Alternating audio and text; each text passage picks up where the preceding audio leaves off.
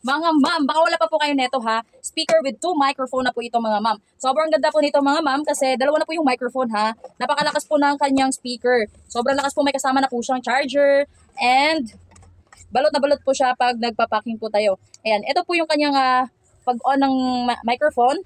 And dito po, ino-on po dito sa taas. Power on. Sobrang ganda mga madam, no? Oh, na Bluetooth mode na. Hello! Mega love shoutout to all my followers. Follow niyo po ako dyan. Sobrang ganda mga madam, no? Napakalakas, no? Kaya check out nyo na yan mga madam. Sobrang ganda po nagkanta kayo na ito mga madam. Depende po sa inyo kung ano yung echo. Oh, di ba? Friendly. Ito rito, may nakatagong lihim na daan para sa likod ng ref. Pagdaan sa daan, nakarating sila sa isang napakalaking imbakan ng impormasyon ukol sa mga vampira at ang nagbabantay sa mga impormasyon ay isang napakatabang vampira na may timbang na 2.5 tonelada. Isang sobrang tabang vampira, naging ganyan ang itsura ng lalaki dahil sa walang habas na pag-inom ng dugo ng tao. Kahit na puno ng taba ang katawan. Banda ito po, yung madam. Ito banda. Check out nyo na yan! Available sa ating basket. Ito po yung microphone ha. Oh, di ba matik na siya kasi hindi mo na siya matakot-takot kung saan yung microphone. Kasi may lagayan na siya dito. Oh, di ba? Saan ka